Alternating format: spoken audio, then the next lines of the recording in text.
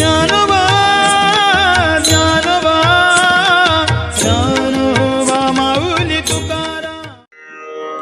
ओम सहना भवतु सहनो भुनक्तु सह वीर्यं करवावहे तेजस्विनावधीतमस्तु मा विद्विषावहे. ओम शांतिः शांतिः शांतिः. कृष्णाय वासुदेवाय हरये परमात्मने प्रणतक्लेशनाशाय गोविंदाय नमो नमः.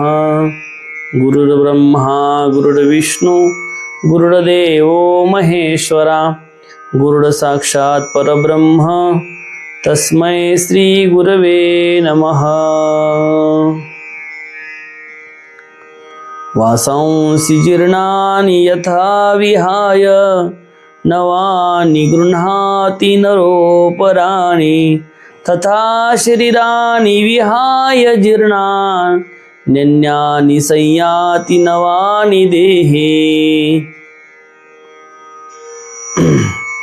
भगवंताच्या असीम कृपेने, विश्वमौली ज्ञानोबरायाच्या असीम कृपेने, सकल संतांच्या आशीर्वादाने चालत असलेल्या या नित्य ज्ञानेश्वरी चिंतनामध्ये आज आपण ज्ञानेश्वरीतील द्वितीय अध्यायातील 22 क्रमांकाच्या श्लोकापासून प्रारंभ करत आहोत. भगवंत अर्जुनाला उपदेश करत आहे आणि त्या उपदेशामध्ये अर्जुनाला हे सांगत आहे की ज्याप्रमाणे मनुष्य जीर्ण वस्त्रे टाकून दुसरी नवीन वस्त्रे धारण करतो, त्याप्रमाणे जीवात्मा हा जीर्ण झालेले शरीर सोडून देतो आणि दुसरे नवीन शरीर धारण करतो. ज्या पद्धतीने जो जीवात्मा आहे तो जीवात्मा काय करतो तर हे जे काही शरीर आहे हे जीर्ण झाल्यानंतर याला सोडून देतो आणि याला सोडून दिल्यानंतर मग दुसरं नवीन शरीर तो धारण करत असतो. अरे हे जे काही शरीर आहे हे पंचमहाभूतापासून आपल्याला मिळालेलं आहे आणि पंचमहाभूतापासून या शरीराची आपल्याला प्राप्ती झालेली आहे. आणि म्हणून हे जे पंचमहाभूताचं शरीर आहे एक दिवस हे पंचमहाभूतामध्येच विलीन होणार आहे. कशामध्ये? पंचमहाभूतामध्ये विलीन होणार आहे. माऊली पण त्याच्यावर सुंदर असं वर्णन करतात. एकाच ओळीमध्ये या माऊलीने या श्लोकाचा अर्थ सांगितला आहे. जैसे जीर्ण वस्त्र सांडीजे मग नूतन वेडीजे तैसे देहांतरा ते स्वीकारीजे चैतन्यनाथे. अरे जे चैतन्य आहे किंवा जीवात्मा आहे तो काय करतो? जैसे जीर्ण वस्त्र सांडीजे, या एका शब्दामध्येच माऊलीने सांगितलं की जसं ज्या पद्धतीने जीर्ण वस्त्राचा आपण त्याग करतो त्या पद्धतीने हा जो काही जीवात्मा आहे, जीवात्मा सुद्धा या शरीराचा त्याग करत असतो. पण तुम्हाला सांगतो पंचमहाभूतापासून हे आम्हाला हे शरीराची प्राप्ती झाली आहे किंवा हा जो देह प्राप्त झाला आहे. पंचमहाभूत कोण सांगता येईल का? सांगता येईल का? अरे आकाश आहे का नाही, त्यानंतर वायू, जल, पुन्हा पृथ्वी, पुन्हा अग्नी, हे पंचतत्व जे आहे या पंचतत्वापासून आपले काय शरीराची उत्पत्ती आहे. हे जे काही पंचमहाभूत आहे याच्यापासून काय होती? आपल्या शरीराची निर्मिती होती. आणि ज्यावेळेस आपण हे शरीर सोडतो त्यावेळेस आपल्याला हे जे काही शरीर आहे ते शरीर पंचमहाभूतामध्ये विलीन करून टाकावं लागतं. ते विलीन होतच आपोआप. तर सांगायचं तात्पर्य, पंचमहाभूताने हे आपल्याला हे शरीर तयार करून दिलं आहे. काय केलं आहे? आपल्याला राहण्यासाठी काय करून दिलं? एक प्रकारचं घर करून दिलं आहे. काय करून दिलं आहे? घर. अरे सांगितलं की जा या घरामध्ये राहा. अरे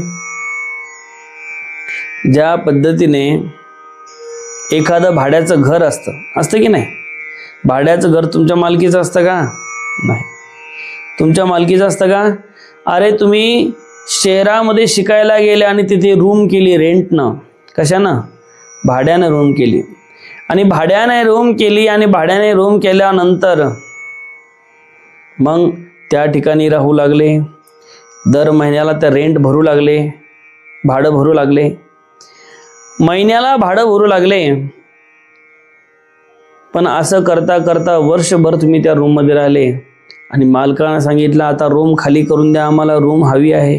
काय सांगितलं? रूम खाली करून द्या, आम्हाला रूम पाहिजेत.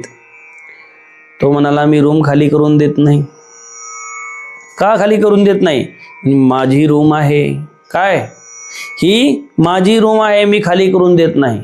अहो म्हणे असं थोडं आहे, तुम्हाला राहायला दिलंय, काही तुमचं घर नाही. काय हे काही तुमचं घर आहे का? नाही. तुम्हाला राहायसाठी दिलंय घर? नाही म्हणा, मी तुम्हाला रूम खाली करून देत नाही, तुम्हाला काय करायचं ते करा. अरे तसा हा जो काही देह आहे, हा देह हा आपण भाडे तत्वावर या पंचमहाभूतापासून घेतलेला आहे. आपण काही दिवसासाठी या देहामध्ये राहण्यासाठी आलेलो आहे आणि काही दिवस आपल्याला या देहामध्ये राहायचं आहे. पण आपण काय करतो की लगेच म्हणतो हे शरीर माझं, हे कान माझे, आहे का नाही, हे डोळे माझे, हे नाक माझं, हे तोंड माझं, हे जे काही दिसणारं स्वरूप आहे हे माझं आहे. माझं माझं माझं माझं म्हणतो, पण तुमचं आहे का? नाही. अरे हे तर पंचमहाभूताचं आहे, ते त्यांचं कधीही परत घेऊ शकतात. जसा रेंटला असणारा जो व्यक्ती आहे, शेवटी तो घर खाली करून देत नाही, म्हणून घर मालकाने काय केलं? पोलिसाला सांगितलं. मग पोलीस लोकांनी रिपोर्ट दिला. पोलीस लोक आले आणि पोलीस लोकांनी सांगितलं हे घर खाली करून दे. तो म्हणजे मी घर खाली करून देत नाही.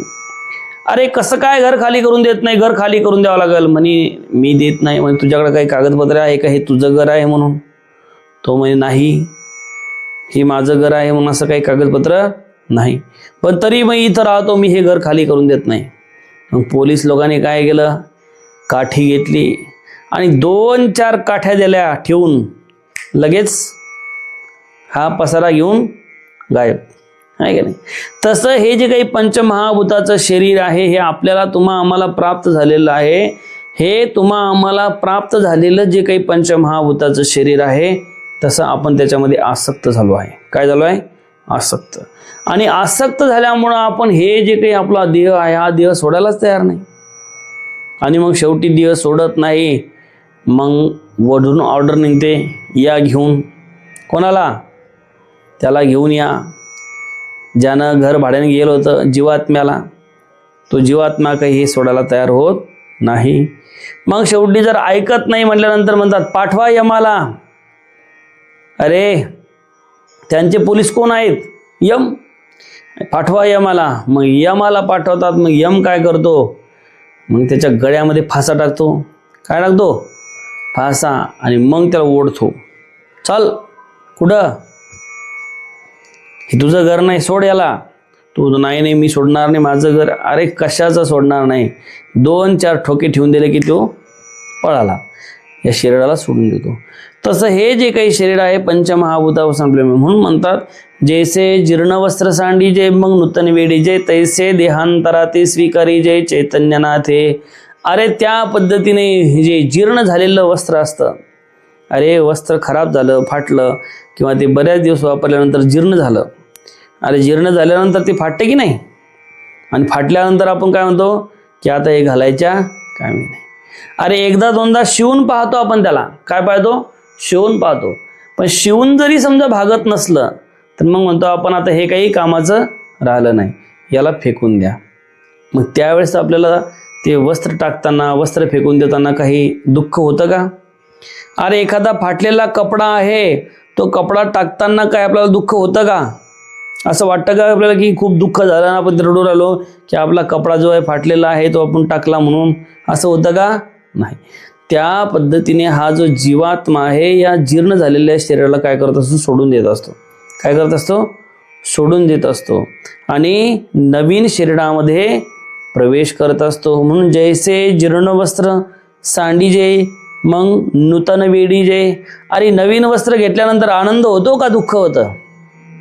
अरे तुम्हाला बाबांनी नवीन वस्त्र दिल्यानंतर तुम्हाला आनंद वाटतो का दुःख वाटतं? आहे का नाही? आनंद वाटतो का नाही? मग तसं या शरीराला, या जीर्ण शरीराला सोडून दिल्यानंतर आनंद वाटायला पाहिजेत का दुःख वाटायला पाहिजे? काय वाटायला पाहिजे? अरे नवीन शरीर भेटू राहिलं ना, मग नवीन कपडे भेटल्यानंतर आनंद वाटायला पाहिजेत का जुना कपडा फेकून द्यायला म्हणून दुःख वाटायला पाहिजे? हां, काय वाटायला पाहिजेत? अरे नवीन भेटायला लागलं म्हणून आनंदच वाटायला पाहिजेत का नाही? नवीन भेटायला लागलं जुनंच फेकून द्यायचं आहे, आनंद वाटायला पाहिजे. पण जेच रडायला सुरुवात करतात, आहे का नाही? अरे शरीर सोडल्यानंतर किती लोक रडतात. अरे शरीर सोडल्यानंतर उलट तो या पिढीतून मुक्त होत असतो. कारण जीर्ण झाल्यानंतर शरीर त्याला डोळ्याने दिसत नाही, कानानं ऐकू येत नाही, तोंडाची चव गेलेली असते, जी काही इंद्रिय असतात इंद्रियावर त्यांचा स्वतःचा ताबा नसतो, नाक गळू लागतं, आहे का नाही? जे सगळे इंद्रिय आहेत ते स्त्रवायला लागतात. मग अशा पद्धतीने लघवी कधी होती समजत नाही, संडास कधी होती धोत्रामध्ये ती समजत नाही. मग असं जे शरीर आहे, हे शरीर सोडण्यात आनंद आहे का हे धरून ठेवण्यात आनंद आहे? सोडण्यात आनंद आहे. अवघड आहे. अरे बाबा, ज्यांचं लघवी संडास जाग्यावर होते त्यांच्यासाठी किती अवघड आहे. तर त्यांना हे सोडण्यात, अरे नवीन फ्रेश शरीर भेटू लागलं, मग आनंद आहे का नाही? म्हणून तसं त्या पद्धतीने हा जीवात्मा, हे चैतन्य काय करतं तर जुन्या शरीराला सोडून देतं आणि नवीन शरीरामध्ये काय करतं, प्रवेश करतं. आणखीन भगवंत अर्जुनाला समजून सांगत आहे की जे आत्मतत्व आहे त्या आत्मतत्वाच्या संबंधानं सांगत आहे. नैनम छिंदन्ति शस्त्राणि नैनम दहति पावकः न चैनम क्लेदयन्त्यापो न शोष्यति मारुतः अच्छेद्यो यमदाह्योऽयं मक्लेद्यो शोष्य एव च नित्यः सर्वगतः स्थाणु रचलोऽयं सनातनः. सांगतात की बाबा, या आत्म्याला, कोणत्या आत्म्याला? जे तुमच्या आमच्या सगळ्यामध्ये व्याप्त आहे, या आत्म्याला शस्त्रही तोडू शकत नाही. काय करू शकत नाही? शस्त्र तोडू शकत नाही, अग्नी जाळू शकत नाही, पाणी भिजू शकत नाही आणि वारा सुकू शकत नाही. हा आत्मा तोडता येत नाही, जाळता येत नाही, भिजवता येत नाही आणि सुकवताही येत नाही. हा निसंशय नित्य आहे. आत्मा सर्वत्र परिपूर्ण भरलेला आहे, तसेच अचल स्थिर राहणारा सनातन असा आहे. अरे आत्म्याच्या संबंधानं वर्णन करतात की जे अर्जुनाला दुःख झालेलं होतं की मी यांना मारणारा आणि हे मरणारे. काय म्हणत होता अर्जुन? मी यांना कसं मारू, हे सगळे मरतील, काय म्हणत होता? आणि त्यामुळे तो रथाच्या खाली उतरला आणि रुदन करू लागला, रडू लागला की मी कसं मारू यांना, कशा पद्धतीने त्यांना मारू. तर त्या भगवंत सांगतात ना, आत्म्याला शरीर तर जाणारच आहे. शरीर तर जैसे जीर्ण वस्त्र सांडीचे मग नूतन वेडीचे, त्या पद्धतीने शरीर तर एक दिवस कोणाचा का होईना जाणारच आहे. शरीर तर काही नित्य राहणार नाही, पण त्यातलं जे शरीरी आहे, त्यातली जो आत्मा आहे, तो मात्र कायम नित्य राहणार आहे. काय राहणार आहे? कायम नित्य राहणार. म्हणून या आत्म्याला शस्त्र हे तोडू शकत नाही. काय तोडू शकत नाही? शस्त्र हे तोडू शकत नाही आणि अग्नी जाळू शकत नाही. अग्नी त्याला जाळू शकत नाही. पाणी भिजू शकत नाही, पाणी त्याला भिजवण्यास समर्थ नाही. वारा सुकू शकत नाही. आणि हा आत्मा कधी तोडता येत नाही, जाळता येत नाही, भिजवता येत नाही आणि सुकवताही येत नाही. म्हणून या आत्म्याला परिपूर्ण भरलेला आहे. हा जो आत्मा आहे सगळीकडे व्याप्त आहे. सर्वागटी राम देहादिही एक सूर्यप्रकाशक सहस्ररश्मी. हा जो आत्मा आहे सगळीकडे सर्व ठिकाणी व्याप्त आहे. आता माऊली याच्यावर काय चिंतन सांगतात ते बघा. हा अनादि नित्य सिद्धू निरुपाधी विशुद्धू म्हणून शास्त्रादिकी छेदू न घडेया. हा आत्मा कसा आहे? उत्पत्ती रहित आहे. कसा आहे? आत्मा उत्पन्न होत नसतो. आत्मा उत्पन्न होतो का? अरे शरीर उत्पन्न होतं पण आत्मा उत्पन्न होत नाही. अरे आई वडिलाच्या अंशापासून हे जे काही शरीर आहे, शरीर उत्पन्न होतं. आई वडिलांपासून ह्या शरीराची उत्पत्ती होते. पण आत्म्याची उत्पत्ती होते का? आत्म्याची कधीही उत्पत्ती होऊ शकत नाही. म्हणून हा जो आत्मा आहे तो उत्पत्ती रहित असून नित्य शाश्वत आहे. नित्य शाश्वत म्हणजे कधीही नाश न पावणारा, त्याला म्हणतात शाश्वत, नित्य, जो कधीही नाश पावत नाही. अरे मला सांगा, कोणतीही वस्तू तुम्ही बाजारातून आणली तर ती नित्य राहते का? भाजीपाला आणला तर तो नित्य राहतो का? 4 दिवसानंतर तो सडून जातो. अरे एखादी मूर्ती जरी आणली, सांभाळली 10 वर्ष राहील, 20 वर्ष राहील, पण 10-20 वर्षानंतर ती खराब होऊन जाईल. नित्य राहील का? नाही राहणार. कोणतीही वस्तू आणा, ती नित्य राहू शकत नाही. पण आत्मा जो आहे तो नित्य आहे, शाश्वत आहे. तो उपाधी रहित असून अत्यंत शुद्ध आहे. आत्मा कसा आहे? उपाधी रहित आहे आणि उपाधी रहित असून अत्यंत शुद्ध आहे. त्याला कुठल्याही प्रकारचं मल आदी दोष लागत नाही. आत्म्याला कुठल्याही प्रकारचा दोष नाही, आत्म्याला कुठल्याही प्रकारचं पाप नाही, आत्म्याला कुठल्याही पद्धतीचं पुण्य नाही. पाप पुण्य विरहित तो आत्मा आहे. काय आहे? पाप पुण्य विरहित तो आत्मा आहे. म्हणून शास्त्राधिकाने यांचा छेद करता येत नाही. अरे शस्त्राधिकाने त्याचा छेद करता येत नाही. शस्त्रानं जर तुम्ही म्हणलं की नाही आपण याला मारून टाकू, कोणाला? आत्म्याला. याला चाकूने कापू किंवा तलवारीने याला मारू, तलवारीने याचा काय करू? छेद करू, तर हे होणं कदापि शक्य नाही. कदापि शक्य नाही. अरे आत्मा जो आहे त्या आत्म्याला कोणीही मारू शकत नाही.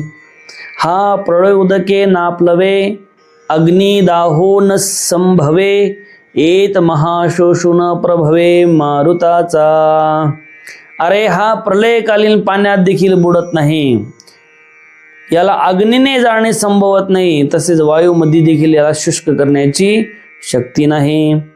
अरे प्रलयकालीन पाणी पाहिला का? प्रलयकालीन पाणी पाहिला नाही? अरे ज्यावेळेस प्रलय होतो त्यावेळेस सगळ्या सृष्टीमध्ये पाणीच पाणी होऊन जातं. मग किती पवा आहे की नाही? अरे पोहणारे किती पोहतील? पक्का पोहणारा असेल तर किती पोहल? अर्धा घंटा पोहल. मग अर्ध्या घंट्याच्या नंतर काय? अरे ज्यावेळेस प्रलय काळ येतो सगळीकडे पाणी पाणी होऊन जातं आणि पाणी पाणी झाल्यानंतर एक जीव सुद्धा जिवंत राहत नाही. काय राहत नाही? अरे आता पावसाळ्यामध्ये पाणी पडला, नदी नाल्याला पाणी आलं, सगळीकडे पाणी भरलं, तर किती जीवजंतू मेले. कोणाच्या म्हशी मेल्या, काही माणसं मेले, काही मेले, तर किती जीवजंतू मेले. अरे साधारण पाण्याने जर अशी स्थिती होऊ शकते तर प्रलय काळाचा जो पाणी आहे त्यांनी कशी स्थिती होईल? अरे प्रलय काळाच्या पाण्याने सगळीकडे तांडव निर्माण होईल. काय होईल? एक जीव सुद्धा जिवंत राहणार नाही. सगळीकडे फक्त पाणीच भरलेलं राहील. समुद्र कसा आहे? अरे तुम्ही म्हणसाल मग पाण्यातले मासे कसे राहतील? आहे का नाही? मासे तर जे पाण्यात राहणार ते तर जिवंत राहायला पाहिजेत.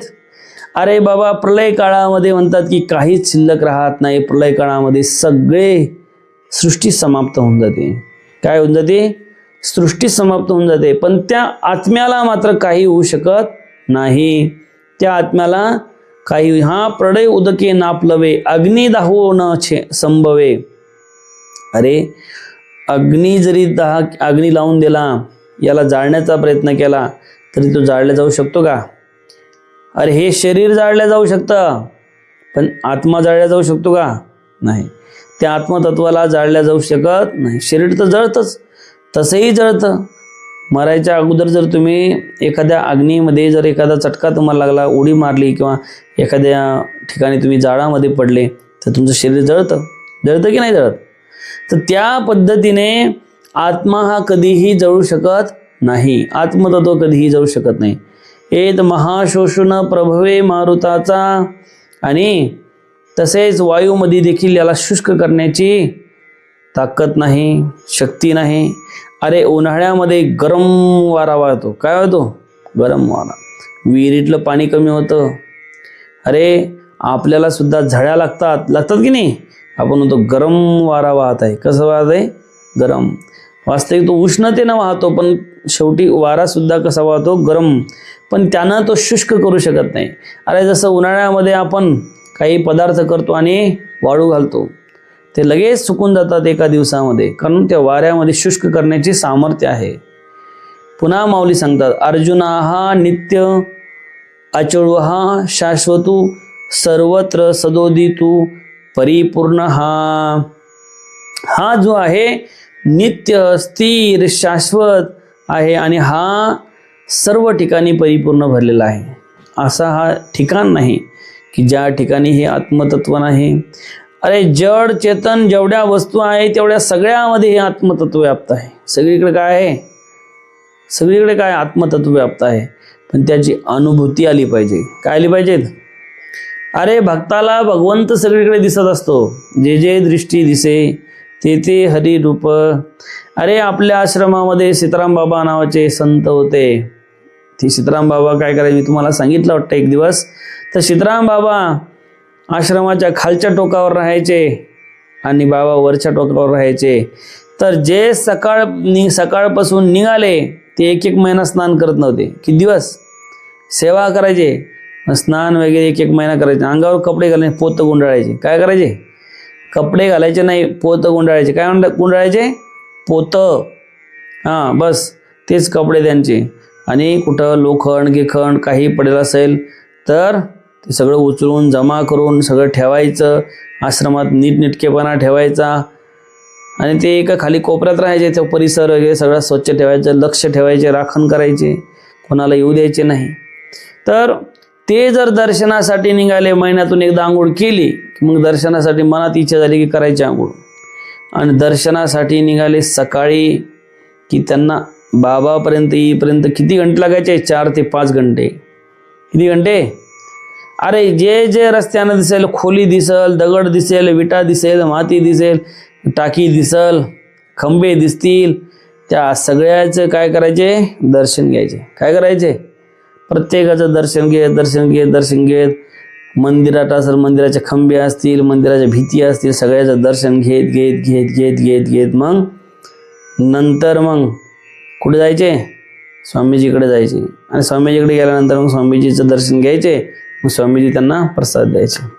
तर त्यांना जर असं विचारलं की का, तर त्यांचं ते सगळ्यामध्ये भगवंताला पाहण्याची त्यांची दृष्टी होती. सगळ्यामध्ये दगड विटा माती याच्यामध्ये सुद्धा कोण आहे? देवच आहे. म्हणजे आत्मतत्व आहे. सगळीकडे काय आहे? आत्मतत्वच व्याप्त आहे. पण त्याची अनुभूती आली पाहिजे. आणि अर्जुना हे तू लक्षात ठेव, तो नित्य आहे, स्थिर आहे, शाश्वत आहे आणि सगळीकडे परिपूर्ण भरलेला तो आहे. कोण? आत्मा. पुन्हा भगवंत अर्जुनाला सांगतात, अव्यक्तो यमचिंतो यो यमिकार विकार्यो यमुच्यते तस्मादेवं विदित्वैनं नानुशोचेतुमर्हसि. अव्यक्तो अयम अव्यक्तः अयम अचिन्त्यः अयम अविकार्यः उच्यते. अरे अयम अव्यक्त तो जो आहे तो कसा आहे? आत्मा अव्यक्त आहे, इंद्रियाने अगोचर आहे, हा अचिंत्य आहे आणि मनाने न समजणारा आहे, तसेच विकाररहित म्हणजे कधीही बदलणारा नाही. आणि म्हणून अशा प्रकारे या आत्म्याला जाणल्यावर तो शोक करणं योग्य नाही. अरे आत्मा जो आहे तो कसा? अव्यक्त आहे, इंद्रियांना अगोचर आहे, अचिंत्य आहे आणि मनाने सुद्धा न समजणारा आहे. पुढे माऊलीने त्याच्यावर ओव्या लिहिलेल्याच आहे. परंतु तो त्याच्यामध्ये कुठल्याही प्रकारचा विकार नाही. आपण मागे चिंतन करत असताना पाहिलं की या शरीरामध्ये 6 विकार आहे. किती विकार आहे? 6 विकार आहे. कारण हे शरीर जे आहे ते शरीर उत्पन्न होतं. काय होतं? शरीर उत्पन्न होतं, म्हणजे याला उत्पत्ती स्थिती आहे.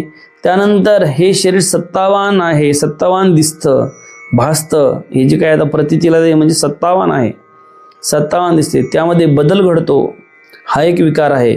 त्यामध्ये वाढतो तो, हा एक विकार आहे. ऱ्हास होते, हा एक विकार आहे. आणि असे 6 विकार या शरीरामध्ये आहे. पण आत्म्यामध्ये विकार आहे का?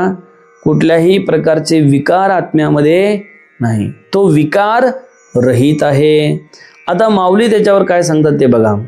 हा तर्काचिया दिठी गोचरणो हे किरटी ध्यान याचिया भेटी उत्खंठा वाहे. माऊली सांगतात आत्मा हा तर्काच्या दृष्टीला दिसणारा नाही. ध्यान आत्म्याच्या भेटीची उत्कट इच्छा करीत असते. अरे आत्मा का सहज सोपा आहे का? अरे नुसतं आत्म्याच्या विषयी ऐकून जमतं का? की नाही आपण असा तर्क लावला की आत्मा असा आहे आणि अशा पद्धतीने तर्काच्याद्वारे आत्म्याचं वर्णन तुम्ही करण्याचा प्रयत्न केला तर माऊली तर्काची या दिठी गोचरणो हे किरटी हा तर्काच्याद्वारे प्राप्त होऊ शकत नाही. अरे काही लोक फार तार्किक असतात, काही तार्किक असतात आणि फार त्यांना तर्क करण्याची सवय असते. पण तुकाराम महाराजांचं एका ठिकाणी म्हणलं तार्किकाचा टाका संग पांडुरंग स्मरा हो. अरे फार तर्क करत बसू नका, फार तार्किकाच्या नांदी लागू नका. अरे हे जे तार्किक असतात हे तार्किक माणसाला एवढं विचलित करून टाकतात, एवढं भ्रमित करून टाकतात की खऱ्या स्वरूपापर्यंत तुम्ही जाऊ शकत नाही. काय? खऱ्या स्वरूपापर्यंत तुम्ही पोचू शकत नाही. अरे हे खरं का? आता 6 शास्त्र आहे, 6ही शास्त्र वेगळ्या पद्धतीने आत्म्याचं वर्णन करतात. मग 6ही शास्त्र मग ऐकावं कोणाचं? हा आत्मा असा आहे, आत्मा तसा, हे आहे ते आहे. तुकाराम महाराज त्या भांगडीत पडूच नका. तार्किकाचा टाका संग पांडुरंग स्मरा हो. म्हणून तर्काची आदिठी गोचरणो हे किरटी ध्यान याची आभेटी उत्खंठा हे. ध्यान सुद्धा त्या अव्यक्त अशा परमात्म्याला त्याच्या भेटीची उत्कंठा वाहत असतं. पुन्हा माऊली सांगतात हा सदा दुर्लभू मना आपुन हे साधना निस्सिमोहा अर्जुना पुरुषोत्तमो. अरे हा जो काही आहे हा कोण? हा म्हणजे आत्मा. अरे हा आत्मा हा मनाला दुर्लभ आहे. काय म्हणजे तो मनाला जाणता येत नाही, हा कोणत्याही साधनाला प्राप्त होत नाही. हे पुरुषोत्तमा हा आत्मा अनंत आहे. अरे अर्जुनाला म्हणत आहे आत्मा मनाला दुर्लभ आहे, मनाच्या द्वारे तिथे जाऊ शकत नाही. पुढे ओवी दिलेलीच आहे माऊलीने. पुढे सांगितले जे मनाची नखी न लगे जे दृष्टीची बुद्धीची या दृष्टीनं रिघे ते इंद्रिया किरजोगे काय होईल.